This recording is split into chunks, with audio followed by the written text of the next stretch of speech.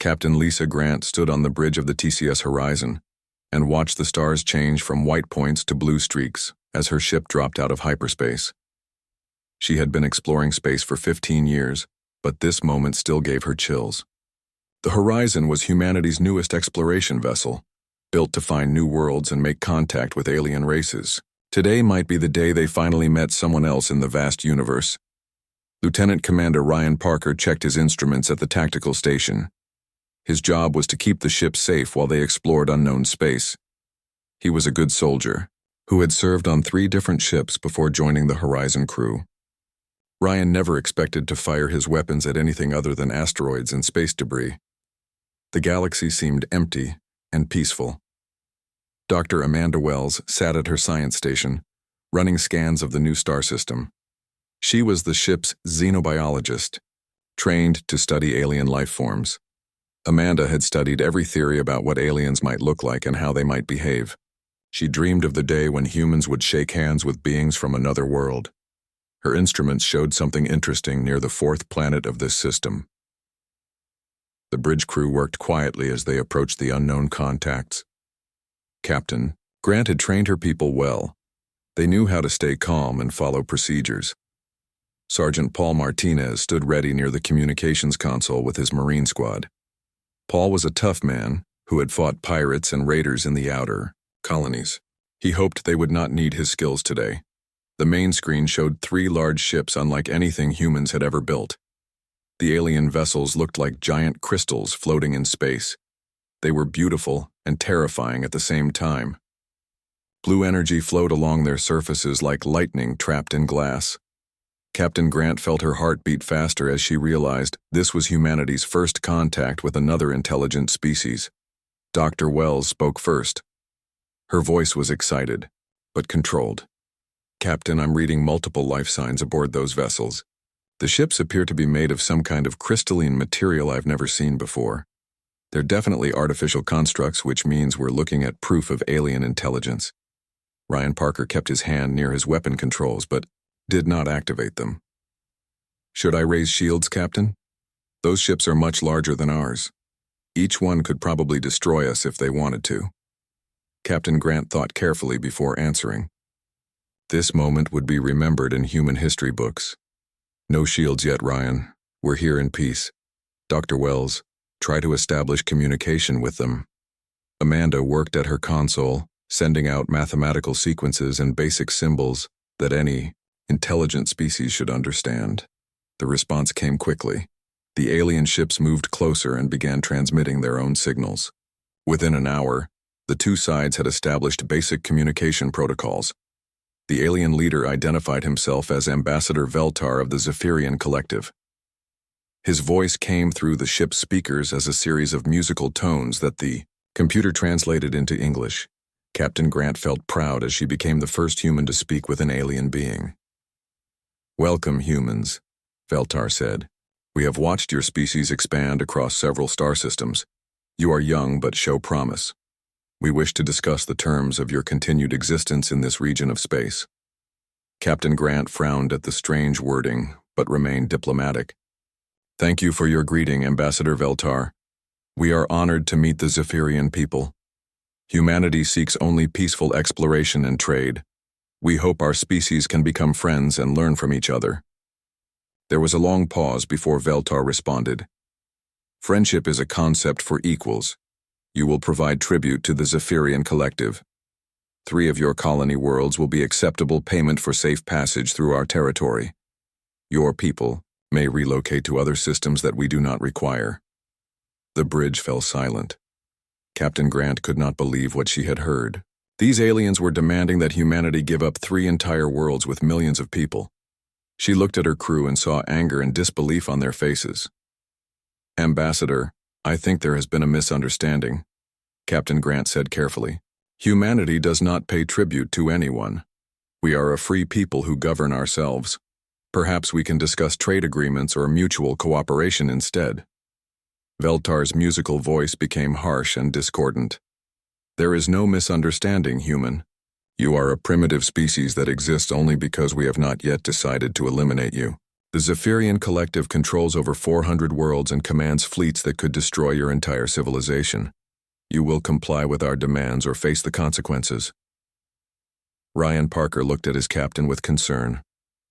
"Ma'am, their weapons are charging. All 3 ships are powering up some kind of energy systems. I recommend we retreat immediately." Captain Grant knew she had to make a decision that would affect all of humanity. "Ambassador Veltar, humanity respectfully declines your demands. We will not surrender our worlds or our people to anyone. If you wish to discuss peaceful coexistence, we are willing to continue negotiations." The alien response was immediate and violent. Beams of pure energy lanced out from the crystalline ships, striking the 2 escort frigates that had accompanied the Horizon. The smaller human vessels exploded in balls of fire and debris. Sergeant Martinez shouted orders to his Marines while Ryan Parker returned fire with everything the Horizon had. The human weapons seemed to have little effect on the alien ships. Their energy shields absorbed most of the damage while their crystal hulls deflected the rest. Captain Grant realized they were completely outmatched. "All hands, prepare for emergency hyperspace jump. We need to warn Earth about this threat." The Horizon shook under repeated energy blasts as Dr. Wells worked frantically to plot an escape course. The ship's hull began to crack, and several systems went offline. Just as it seemed they would be destroyed, the hyperspace drive engaged and pulled them away from the battle. As the Horizon limped toward human space, Captain Grant sat in her damaged command chair and thought about what had just happened. Humanity had dreamed of meeting aliens for centuries. They had imagined peaceful contact and shared knowledge. Instead, they had found an enemy that viewed humans as insects to be crushed or enslaved. The war between humanity and the Zephyrian Collective had begun with 3 simple words from Captain Grant: "We respectfully decline." Now it was up to her to deliver the warning that would prepare her species for the fight of their lives. Admiral Jake Morrison stood in the war room of Terran Command Headquarters on Earth, staring at the star map that showed all 17 human colony worlds. Red warning lights blinked on 3 systems where alien scout ships had been detected. The news from Captain Grant's first contact mission had reached Earth 2 days ago, and every military leader in human space was trying to figure out how to fight an enemy they knew nothing about. General Beth Collins entered the room carrying a stack of reports from the Colonial Defense Forces. She was a tough woman who had spent 30 years building the Terran Marine Corps from a small peacekeeping force into a proper military organization. Beth had always known that someday humanity might face a real war, but she had expected to fight human rebels or pirates, not advanced aliens. "Jake, we've got problems," Beth said as she spread the reports across the conference table. "Most of our colonies have maybe a dozen patrol boats and a few hundred Marines. The Zephyrians have ships that can destroy our frigates with single shots. We're not ready for this kind of fight." Admiral Morrison nodded grimly. He had been reviewing the tactical data from the Horizon's encounter. The alien energy weapons were far beyond anything humans had developed. Their shields could stop human missiles and lasers without any visible strain. Worse, the Zephyrians had over 400 worlds according to Ambassador Veltar. That meant they probably had thousands of warships. Captain Nick Torres walked into the room with the latest intelligence reports. Nick had spent 10 years gathering information about threats to human space, but he had focused on human criminals and pirates. Now he was trying to learn everything he could about an alien empire that viewed humans as primitive insects. "Admiral, I've been analyzing the communications we intercepted from the alien ships," Nick said. "The Zephyrians have enslaved 12 other species over the past few centuries. They seem to view warfare as a form of entertainment. They enjoy breaking the spirit of other races before they destroy them completely." Commander Amy Richardson joined the meeting with her fleet deployment plans. Amy was the best strategic mind in the human military, known for her ability to find creative solutions to impossible problems. She had been working for 48 hours straight, trying to figure out how 17 human colonies could defend themselves against an empire of 400 worlds. "We have 320 ships total across all our colonies," Amy reported. "That includes everything from battle cruisers down to system patrol boats. The Zephyrians probably have that many ships in a single battle fleet. If they decide to attack all our worlds at once, we can't stop them." Admiral Morrison studied the deployment plans while General Collins reviewed the Marine strength reports. The numbers were not encouraging. Humanity had maybe 200,000 total military personnel spread across 17 star systems. They were facing an alien empire that had conquered 12 other species and commanded hundreds of worlds. The meeting was interrupted by an urgent communication from the outer colonies. Colonel Steve Hamilton appeared on the main screen from his command post on New Montana. Steve was a good soldier who commanded the agricultural world's small defense force. His face looked worried as he spoke to the assembled leaders. "Admiral, we've got incoming alien ships," Steve reported. 3 of those crystal vessels just dropped out of hyperspace at the edge of our system. They're heading straight for New Montana and they're not responding to our communications. Admiral Morrison felt his stomach drop. The Zephyrians were making their first move. "Colonel, evacuate all non-essential personnel to the emergency shelters. Get your defense platforms online and prepare for battle. We're sending reinforcements, but it will take time for them to reach you." The screen switched to show the approaching alien ships. They moved through space like deadly sharks, their crystalline hulls glowing with contained energy. New Montana's defense platforms opened fire as soon as the aliens came within range, but their weapons had no visible effect on the enemy ships. Colonel Hamilton's voice came through the speakers as his forces fought desperately. "Our missiles are useless against their shields. The laser cannons aren't even scratching them. They're beginning orbital bombardment of our cities. I'm ordering all military units to protect the civilian evacuation sites." The war room fell silent as they watched the alien ships rain death down on New Montana. Energy beams struck the planet's surface, creating massive explosions that could be seen from orbit. The Zephyrians were not targeting military installations. They were deliberately attacking civilian population centers. General Collins clenched her fists as she watched the slaughter. "Those bastards are targeting schools and hospitals. They're trying to break our will by murdering innocent people."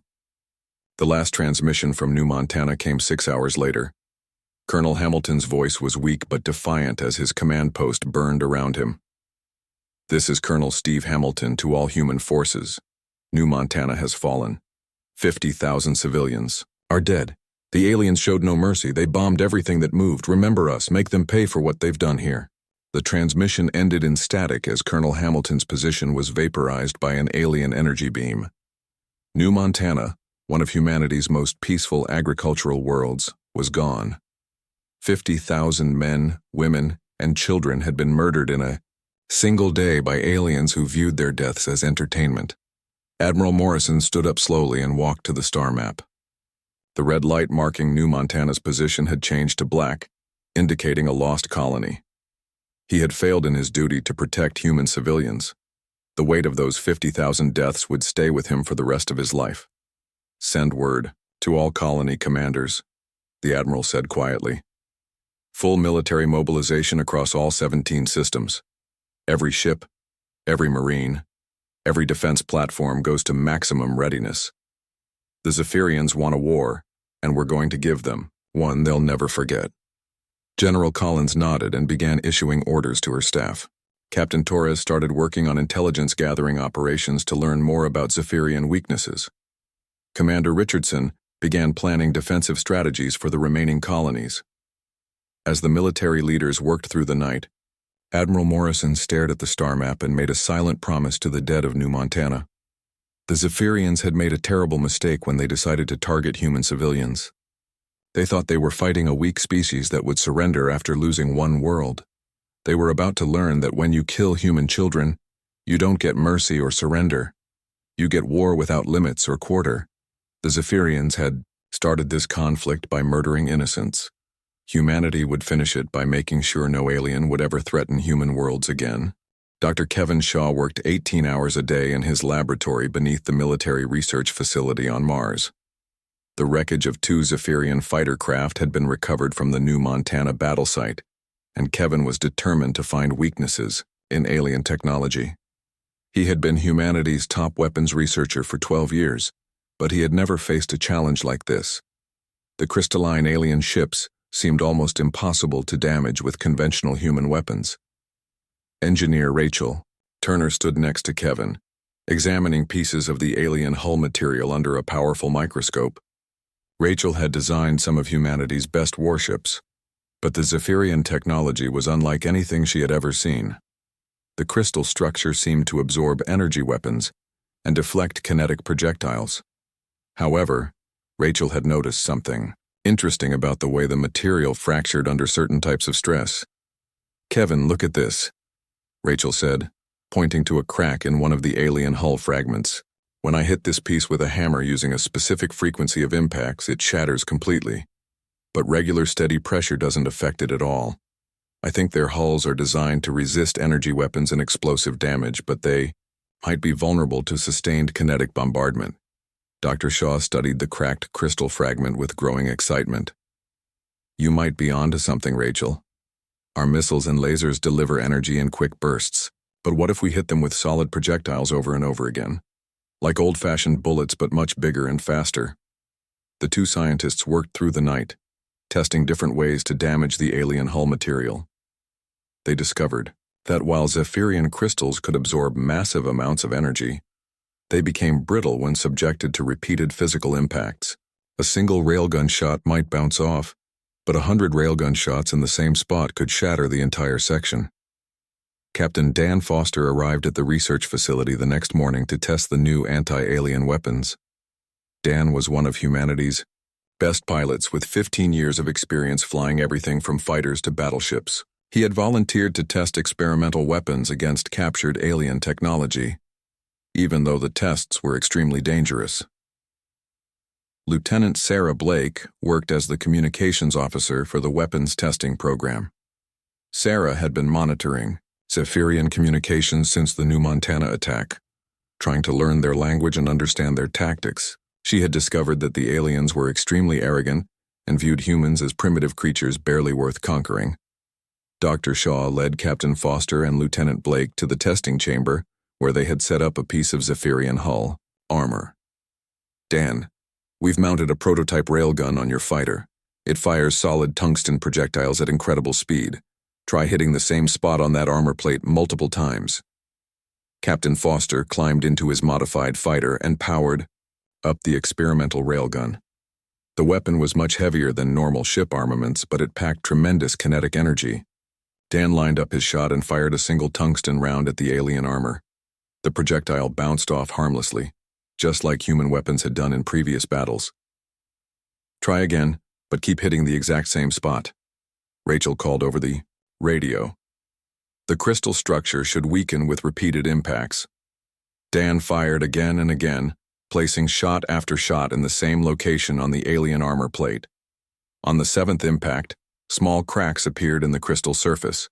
By the 15th shot, the cracks had spread across the entire section. On the 20th impact, the alien armor shattered completely, leaving a gaping hole where the crystal plate had been. The research team cheered as they realized they had found a way to penetrate Zephyrian defenses.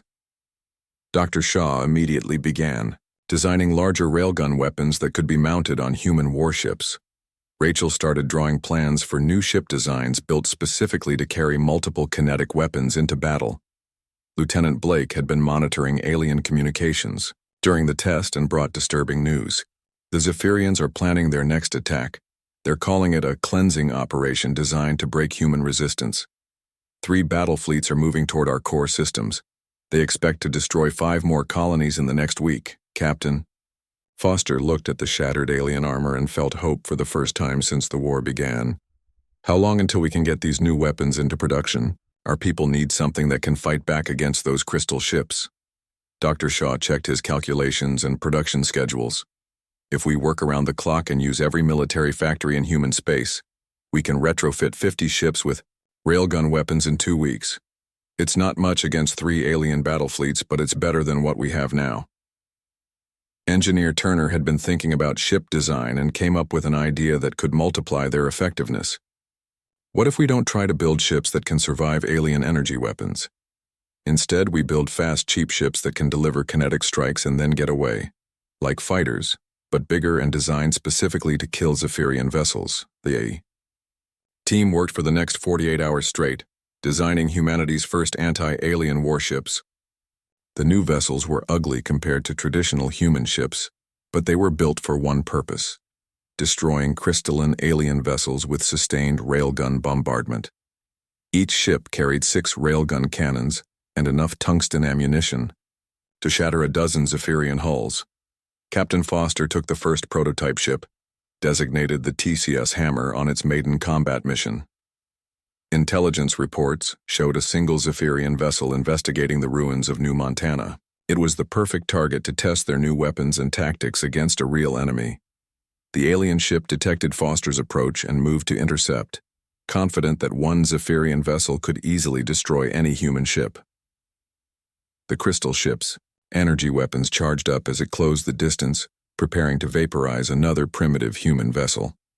Captain Foster waited until he was in optimal range, then opened fire with all 6 railgun cannons. The tungsten projectiles slammed into the alien ship's hull, causing small cracks to appear in the crystal structure. The Zephyrian vessel returned fire with its energy beams, but Foster had already changed course and was moving to a new attack position. For 20 minutes, the two ships danced around each other in deadly combat. The alien energy weapons missed their fast-moving target, while Foster's railguns continued to hammer the same sections of the enemy hull. Gradually, the cracks in the crystal structure grew larger and spread farther. Lieutenant Blake monitored the alien communications during the battle and heard something that made her smile. "Captain, the Zephyrian pilot is calling for help. He's telling his commanders that human weapons have suddenly become much more dangerous. He sounds scared." The battle ended when Captain Foster's concentrated railgun fire finally shattered a critical section of the alien hull. The Zephyrian ship lost structural integrity and broke apart, its crew dead in the vacuum of space. For the first time since the war began, a human ship had destroyed an alien vessel in single combat. News of the victory spread quickly through human space, lifting morale and proving that the Zephyrians could be beaten. Dr. Shaw's research teams worked faster to produce more anti-alien weapons. Engineer Turner's shipyards began building dozens of the new kinetic bombardment vessels. But the real impact was on Zephyrian High Command, which received reports that their supposedly invincible ships were now vulnerable to human attack. For the first time in centuries, the alien empire faced an enemy that could fight back effectively. The war was about to enter a new and deadlier phase. Captain Alex Morgan stood on the bridge of the TCS Retribution, humanity's newest and most powerful warship. The massive vessel carried 40 railgun cannons and enough tungsten ammunition to destroy an entire Zephyrian fleet. Alex had been chosen to command the Retribution because of his experience fighting pirates in the outer colonies, but nothing had prepared him for leading humanity's first major offensive against the alien empire. Major Chris Edwards checked his equipment in the Marine assault bay while his soldiers prepared for their most dangerous mission yet. Chris commanded humanity's elite Marine unit, specially trained to board and capture enemy vessels. His teams had studied every piece of intelligence about Zephyrian ship layouts and alien biology. Today, they would find out if humans could fight aliens in close combat. Commander Lisa Taylor worked at the Fleet Coordination Center, managing the movements of 60 human warships as they approached 3 different Zephyrian systems simultaneously. Lisa was one of humanity's best tactical officers, known for her ability to coordinate complex multi-ship operations. Operation Thunderstrike was her plan, designed to hit the aliens hard and fast before they could respond. Pilot Officer Jake Miller sat in his fighter cockpit, leading a squadron of 30 attack craft toward the heavily defended world of Kepler Prime. Jake had been flying for 8 years and had never lost a wingman in combat. His job was to exploit gaps in alien formations, while the larger ships engaged Zephyrian capital vessels with their railgun weapons. The human fleet dropped out of hyperspace at the edge of the Kepler system and immediately detected massive Zephyrian defensive positions. Orbital platforms surrounded the alien world like a crystal fortress, their energy weapons charging up as they prepared to destroy the invading human ships. Admiral Morrison's voice came over the fleet communications channel with final orders for the attack. "All ships, this is Admiral Morrison. The aliens think we're still the same weak species they massacred at New Montana. Today we show them what happens when humanity fights back. Remember our people who died. Make every shot count. Captain Morgan ordered his gunners to target the nearest Zephyrian orbital platform. The Retribution's railgun cannons opened fire, in sequence, sending tungsten projectiles racing toward the crystalline structure at tremendous speed. The alien platform's shields absorbed the first few hits, but sustained bombardment began to crack the crystal hull beneath. Major Edwards watched the space battle from his assault transport as human and alien ships exchanged fire across the Kepler system. The new human tactics were working better than anyone had hoped. While Zephyrian energy weapons were still deadly, human ships could now fight back effectively with their kinetic weapons. Several alien vessels had already been destroyed by concentrated railgun fire. The battle for Kepler Prime lasted 6 hours and showed the galaxy that humanity had become a serious military threat. Captain Morgan's dreadnought destroyed 4 orbital platforms before leading the assault on the planet's surface installations. Major Edwards' Marines captured a Zephyrian command center and took alien prisoners for the first time in the war.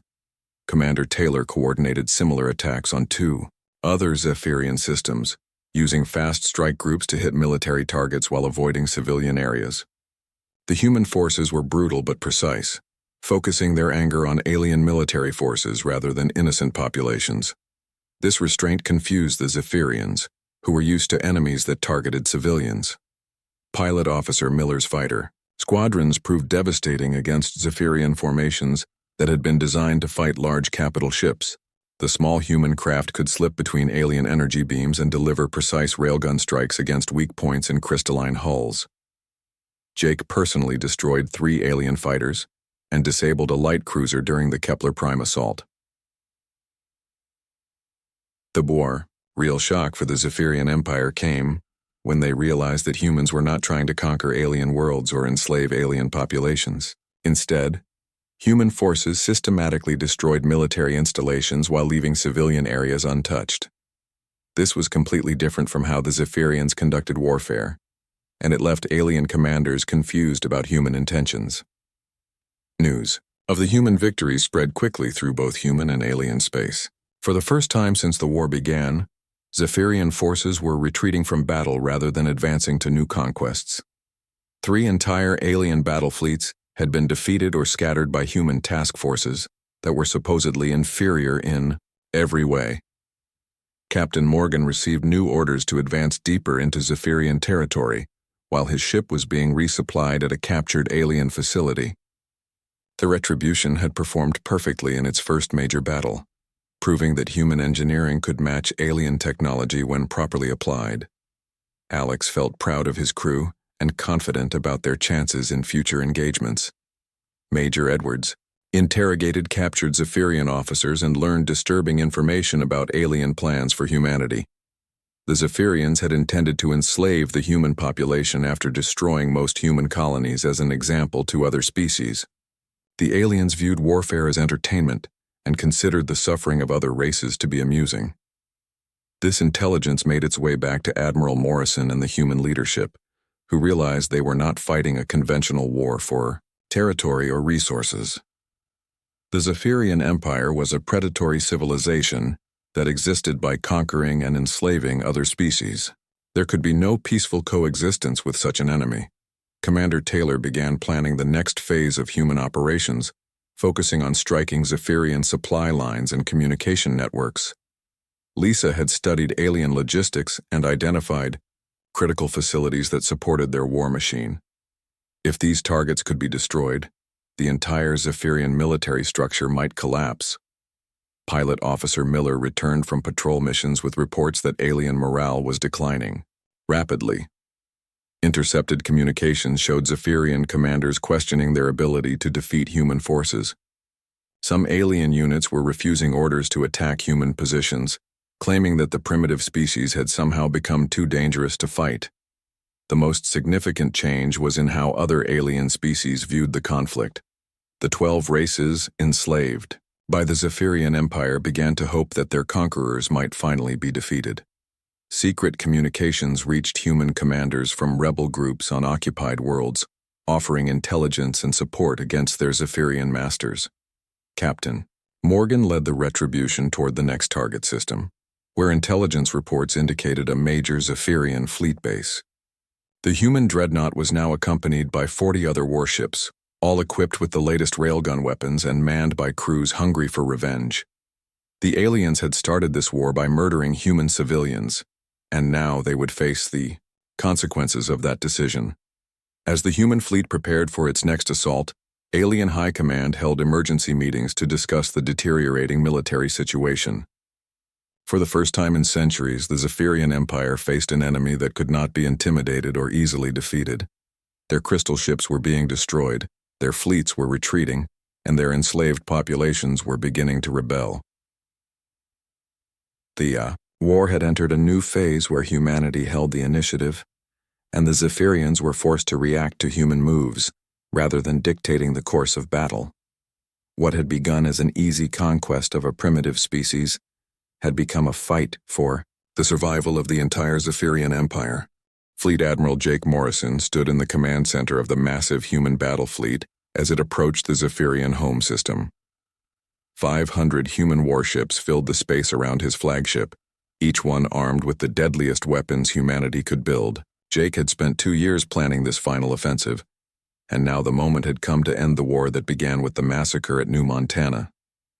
General Beth Collins reviewed her invasion plans one final time as her assault transports prepared to land on 7 Zephyrian worlds simultaneously. Beth commanded over 100,000 Marines equipped with power armor and enhanced weapons designed specifically for fighting aliens.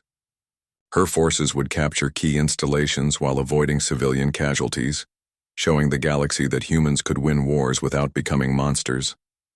Captain Tony Rogers intercepted desperate communications from the Zephyrian High Command as they tried to organize their remaining defenses. Tony had become an expert on alien psychology during the war, learning how to break enemy morale through carefully planned psychological warfare operations.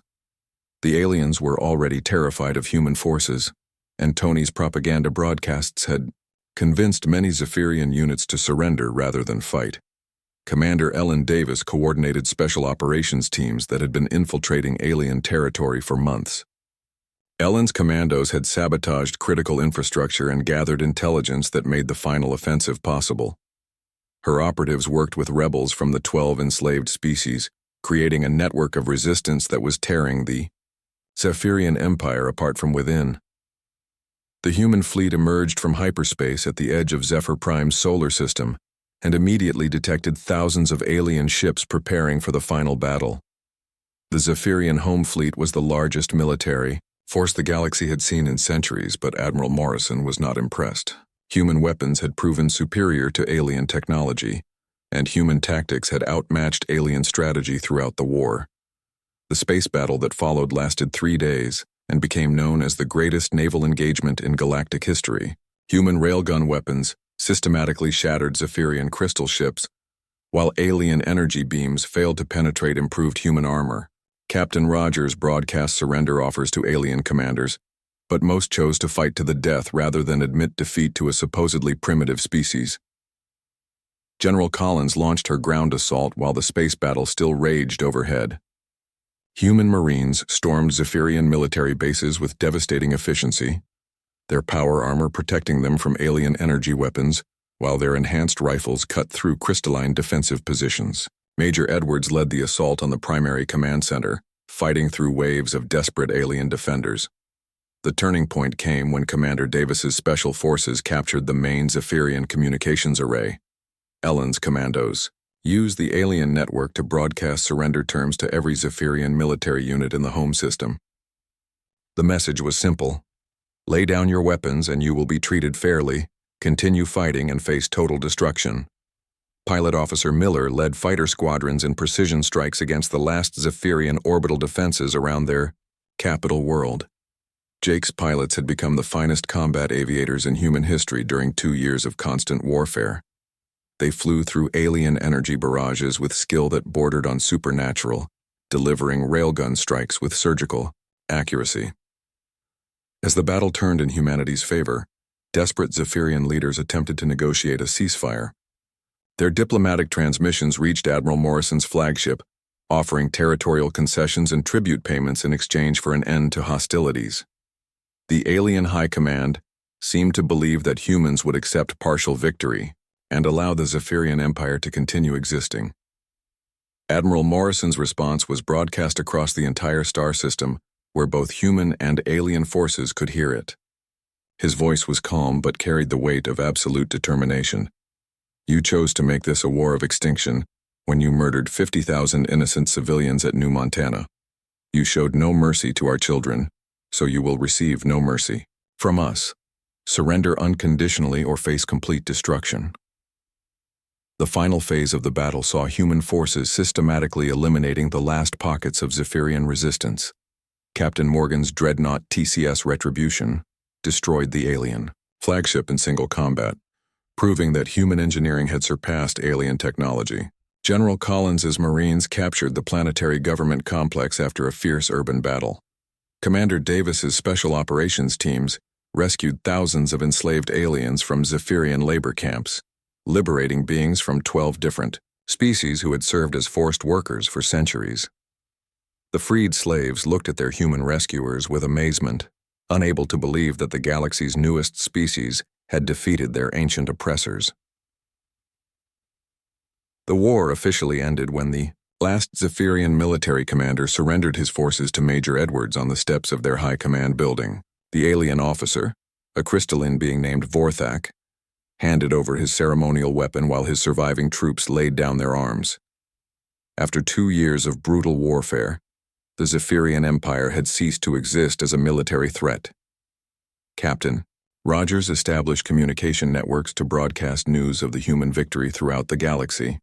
Tony's psychological warfare teams had prepared special messages for different alien species, explaining that humanity sought peace and cooperation rather than conquest. The broadcasts emphasized that humans had fought only to defend themselves and their allies. Admiral Morrison addressed the human fleet as they prepared to begin occupation duties on the conquered Zephyrian worlds. We did not start this war, but we have finished it. Remember that we fought to protect innocent lives, not to build an empire. Our victory must be used to ensure that no species ever again faces the threat of Zephyrian aggression. The aftermath of the war saw humanity emerge as the dominant military power in their region of the galaxy. The 12 species formerly enslaved by the Zephyrians celebrated their liberation and requested human protection from other potential threats. Several alien races that had remained neutral during the conflict now sought diplomatic relations with the victorious humans. General Collins oversaw the establishment of refugee camps for displaced Zephyrians while ensuring that alien civilians received food and medical care. Beth's Marines maintained order without oppressing the conquered population, showing a restraint that amazed other galactic civilizations. Humans had won the war without becoming the very thing they had fought against. The final act came when surviving Zephyrian leaders broadcast a message across the galaxy, warning other species about humanity's military capabilities. We were wrong about the humans, the transmission stated. They are not prey species to be conquered easily. They are apex predators who fight with intelligence, determination, and weapons we could not imagine. Any species that threatens humanity does so at their own peril. 6 months after the war's end, Admiral Morrison established the Terran Defense Doctrine that would guide human military policy for generations to come. Humanity will never fire the first shot in any conflict, but we will always fire the last one. We seek peace with all intelligent species, but we will protect our people and our allies with whatever force is necessary. The galaxy had learned that when humanity fights, no enemy survives, not because humans are inherently violent, but because they possess a combination of technological innovation, tactical flexibility, and moral determination that makes them unbeatable when defending what they love. The Zephyrian Empire had discovered this truth too late to save themselves, but their defeat ensured that humanity would be respected and feared throughout the stars.